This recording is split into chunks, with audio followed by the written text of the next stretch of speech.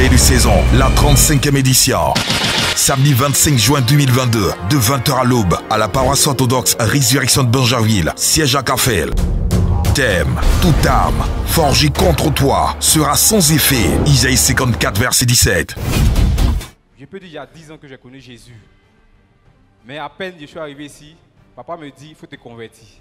Il dit quoi? Il dit quoi? Donc j'ai commencé à raisonner. Et on a prié. Je vais commencer par la prière de la guérison. Il a prié pour mon pied droit. J'ai dit que mon pied droit me faisait mal. Donc papa a prié.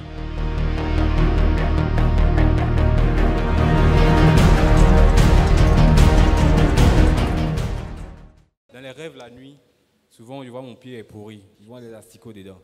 Et par moments, quand je me réveille le matin, mon pied me fait mal. Que toute douleur liée au pied, maintenant, est brisée au nom de Jésus. Père, résurrection de ce pied. Amen. Que la puissance du Saint-Esprit maintenant touche ce pied. Au nom de Jésus-Christ de Nazareth. Amen. Je déclare que c'est fait. Et quand il a prié, je suis rentré à la maison, je dormais. Et c'est comme si quelqu'un est venu verser de l'eau dans mon pied. Et quand il a versé de l'eau, je voyais les asticots, des bidons, des tapettes qui descendaient dans mon genou, ça sortait de mon pied. Et puis j'ai dit, mais ça c'est quoi? Il dit non, c'est la pourriture là, qu'ils sont en train d'enlever. Ils ont fini de faire ça, ils ont mis un sparadrap dessus. Il dit, comment ça a guéri? Il dit, non, laisse-moi regarder. Le dimanche qui a suivi, je dis, je ne viens pas à l'église. Je dormais même, je dormais. Hey. À 14h, mon cousin m'a appelé, celui qui m'a envoyé m'a appelé. Il dit non, moi il ne vient pas à l'église. 14h, 15h moins. C'est dit en rêve, je vous assure, papa Daniel est venu me réveiller. Il dit tu ne vas pas à l'église. C'est dit, j'ai tellement eu peur que je me suis réveillé en sursaut. J'ai repassé mon habit.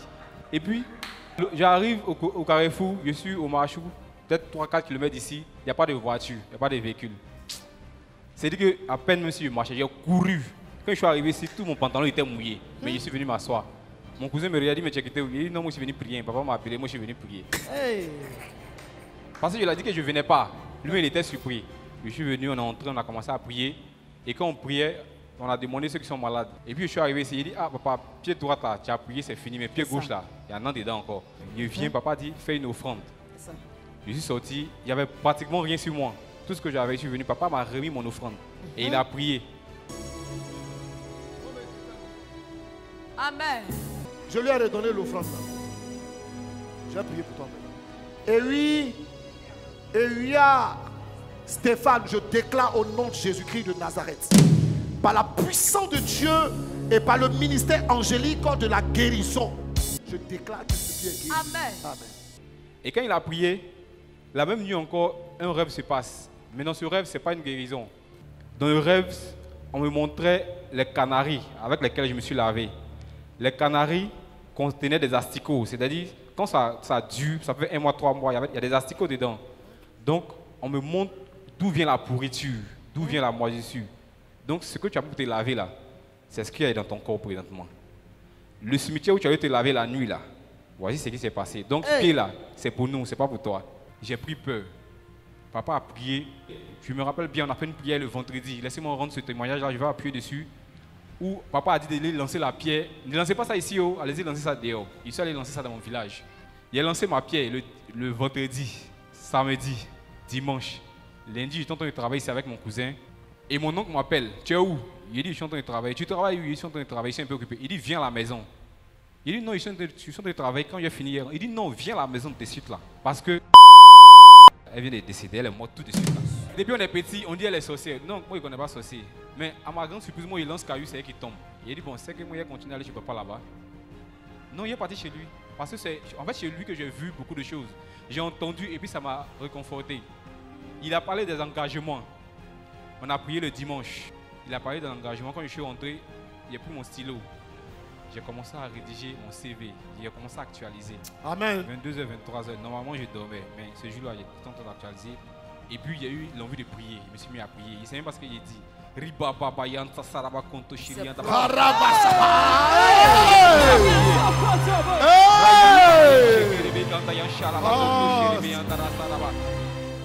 J'ai prié. 23h jusqu'à 2h, je n'ai pas sommeil, je suis assis. Je ne crois pas en fait. Il a déposé le stylo. J'ai fini d'écrire, j'ai déposé le stylo. Je continue de prier. Je n'ai pas dormi la nuit là. Je suis allé déposer mon CV pour faire tirer. J'ai un DG. Ils font les barrages et autres. Je travaille avec lui depuis 2016-17. En fait, il m'a formé. Lundi matin, il m'appelle à 7h. Stéphane, tu es où?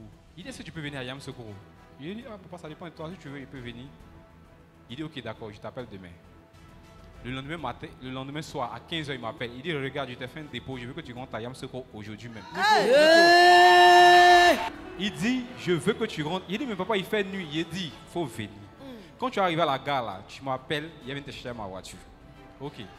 Je arrive à 23h. Il vient me chercher. On est assis au salon. En fait, d'habitude, quand on va aussi sur le chantier, moi je suis technicien ORV, quand on va sur le chantier, ils prennent des maisons pour nous à l'écart. Mais ils m'ont envoyé chez lui à la maison. On est au salon, on cause. Il dit, mais tu étais où? Mais depuis, je ne te vois pas, je travaille avec les autres, toi, je ne te vois pas. Il dit, ah papa, je ne sais pas, c'est que si moi je suis là, on a causé. Le lendemain matin, on se lève, il dit, allons faire visiter les chantiers. C'est 4 chantiers, mais moi je vais te montrer 2 parce que je dois aller à Abidjan. Retourne-toi, allons à la maison. Il y a une 4x4 L200, je te donne un chauffeur. Il dit, papa, il sait rouler. Il dit, non, je te donne un chauffeur. Le samedi, je pense hier que mon DG devait rentrer. Moi, je l'appelle président. Lui m'appelle DG. Ok. Il dit président. Il dit DG, je viens. Il dit ok, président, tu peux venir. Parce que moi, il doit rentrer à Abidjan. Demain, dimanche, il doit rendre un témoignage à l'église. Il dit c'est quoi? C'est quel témoignage? Il dit papa, tu sais pas. Moi, il sait de quoi il parle. Amen. Papa Daniel, je suis ton nouveau-né. Maman, il y a un enfant encore. Je suis le nouveau-né. Donc, mes grands frères, mes grandes soeurs, tout le monde est grand frère pour moi ici. C'est papa qui est mon papa. Je tenais à dire merci à mon cousin, M. Kouila. Je tenais à lui dire beaucoup merci parce que tu peux raisonner, tu peux penser connaître. Mais laisse-moi te dire que ce que Dieu décide pour toi, c'est ce qui va t'arriver. Amen.